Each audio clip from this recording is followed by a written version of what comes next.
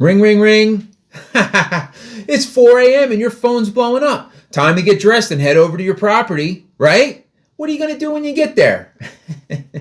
My name is Chatto, and I've been a real estate investor and a full-time landlord for over 25 years. That being said, I wanted to have a quick conversation with you to share some of the tips and tricks that you can use if you choose to self-manage your property. So let's have a quick chat with Chatto about how to preserve your cash flow and reduce your headaches when self-managing.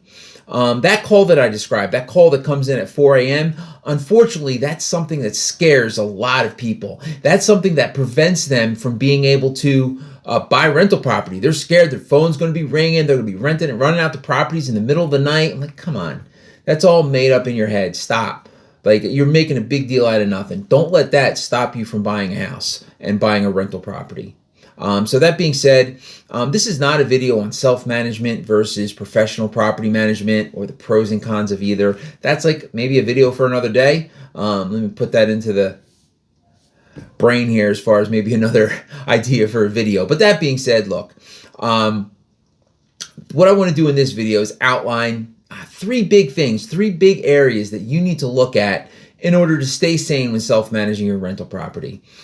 So there are three things. The first big thing is properly setting expectations. If you go back and you'll look, I did a video on moving in tenants, and a lot of that is discussed there, but I'm going to highlight a couple things right in this video.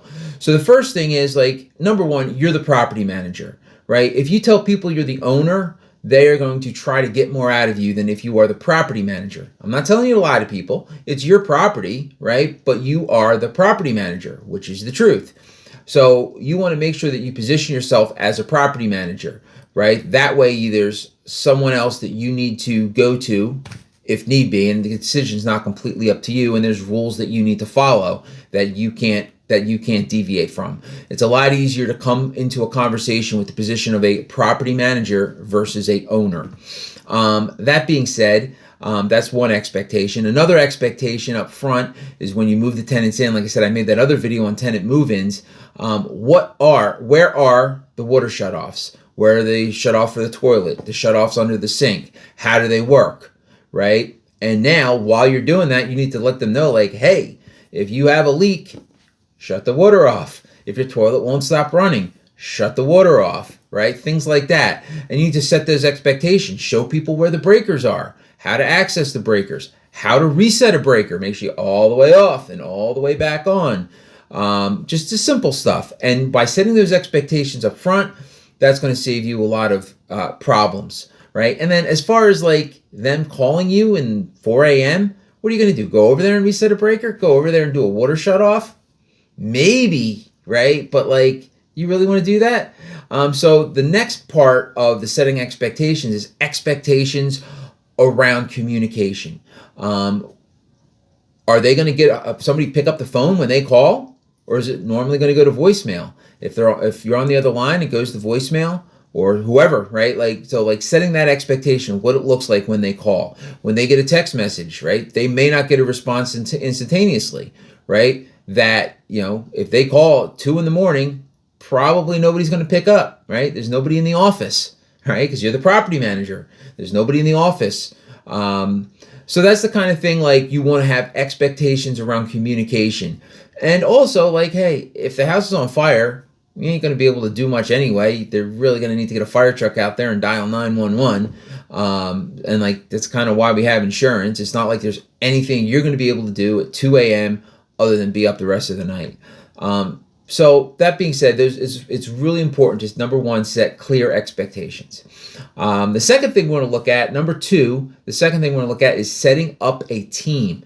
It is so important to have a team in place. When, like, you get a call at 4 a.m. and there's something wrong with the toilet. Are you going to go fix it? No, right? But the next day, are you going to go fix it?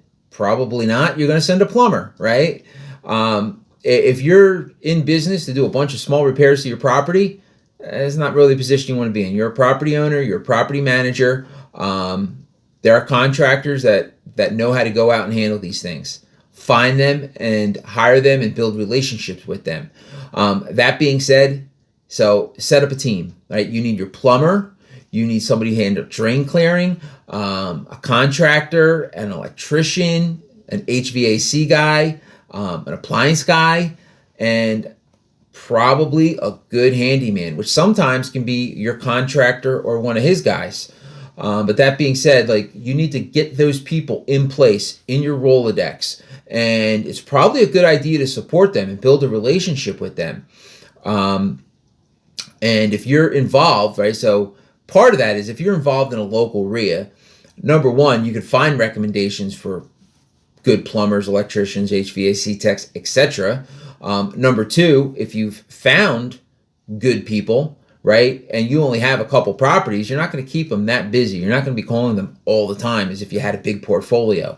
So you can constantly be taking care of them, right? Whenever you hear somebody needs a plumber, give them a referral. Give them a shout out. Whenever you find somebody needs an electrician, hey, this guy's great, give him a call, right? And now they're going to know that, like, hey, you are like a one-man marketing force for them, and they're going to appreciate that, right? So you can potentially, use that, and they're going to be more happy and willing to help you when you do have an issue at one of your properties. So get all those people in place. You can find people at the local RIA, which is a real estate investment club. You can find them on Facebook groups. A lot of times, if you go to the local Facebook group, they have like groups for different areas in different towns and that kind of thing. And you just go there and you go in the search bar, you hit plumber, and anybody who is upset and had a problem with a plumber, they're there, blah, blah, blah, talking about it. Anybody that had a good experience with a plumber, they were there, blah, blah, blah, talking about it. Anybody looking for a plumber says, hey, I need a plumber. And you have all these people responding, hey, I love this guy, I love that guy, I love this guy, and this is why. And just you'll get an idea for who the good plumbers are and who the good electricians are and who the good contractors are. And that's in Facebook groups, and local RIA. So that being said, build that staff. And the other thing to keep in mind is sometimes local utilities have something what's called a worry-free program. And it's a monthly fee that you pay, but they handle, right? So you can get one for the water heater. Hot water goes out, tenant calls the utility company because you trained them on that when you set up expectations, right? But they have one for the water heater. They have one for the heater, right? They might have one for different appliances and different things. And I don't know how good the appliance one is, but I know that locally I've had a lot of landlords tell me how well they do with the worry-free program. And because you're paying monthly, it's almost like a warranty, but they come out and deal with it immediately, and they get things handled. So that's definitely something that you want to consider as far as if you are self-managing and you're still growing and you don't have a big team yet. That local utility may be somebody that you can put on your team for a small monthly fee. So keep that in mind. So number 3, the third thing you need are systems. And the biggest system is, I would say, even if you only have one property, is to have a phone system. Why would you want a phone system? Why don't they just call your cell phone? Because you don't want your cell phone ringing at 4 a.m. Is that correct? Yes. So if you go out and you can get a software, I know the one that we actually use for our property management company is Dialpad, right? And it's a pretty cool software. It's relatively inexpensive. People can send text messages to it. It has a phone tree you can set up. It has hours you can set up, so it only rings during certain times. If somebody leaves a voicemail, it can send you an email. It's got all sorts of different settings. And that is so much better than giving somebody your personal cell phone, because you may end up growing. And now as you grow, you have 10 properties, you have 15 properties, and that first tenant still hanging around, right? They still have your cell phone and they're still calling you. And life gets busy, and you may not, at that point, you may want somebody else to answer the phones. Right, also, I'm going to add in that if you find a good handyman that you can trust, right, you may say to that handyman, like, look, here's the deal, right? I'm self-managing these properties. I'm the one who's taking the calls. And if I need to have something fixed, I'm just going to call you to go fix it. So I'll tell you what, let me give you X amount of dollars every month. And when people call in and the phone tree says, hey, I have an issue with such and such, right? If you, for a work order, press 1, right? They hit 1. Guess where it goes? It goes to the handyman.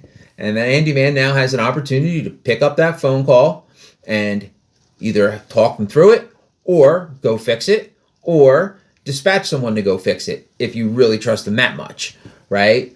You're going to need some way in that system to make sure that he's not ignoring calls. But that being said, if you find somebody you trust, you might be able to pay them a small amount of money to answer those few phone calls that come in, especially if you only have 1 or 2 or 3 properties. And also, lastly, and it's not really about the 4 a.m. calls as much, but I did want to mention you do need a system for rent collection. And there are some pretty inexpensive softwares, from what I understand, that will charge the tenant rent on the first of the month, charge a late fee on said day, allow the tenant to pay various ways, ACH, etc., maybe for a small fee, and kind of automate that so that you just need to maybe go in once a month, and if the tenant didn't pay, reach out to them and say, yo, you got to pay. What's going on? But that being said, this video is more about like how to prevent and handle maintenance calls and handle emergencies, quote unquote, in the middle of the night. Also, and just on the rent collection thing, this is complete aside, but it popped in my brain. I was talking to an investor recently, and he was able to, with his bank, set up for his tenants a little form that they fill out. He gives it to the bank, and moving forward, the bank will automatically withdraw the rent from the tenant's account via ACH on the first of the month, and give him a notification if it bounces. So that way he can reach out to him and charge the late fee and whatever, right? So like that's an interesting thing I heard recently. I don't know if I would like it so much, in that it's not built into our software, because we kind of have a system around our software and how we do it now. But I thought that was pretty cool. And something you may want to look into to automate rent collection if you're getting started. You don't have as much time on your hands. That being said, hopefully this video was of value to you. We're about 12 minutes in. I've been blabbering on about self-management for a little while now. If you can, like and subscribe, because the algorithm, blah, blah, blah. And hey, let's have a conversation. Any other tips or tricks you can offer anyone who's looking to self-manage a property. So again, thank you for watching another episode of Chat with Chatto.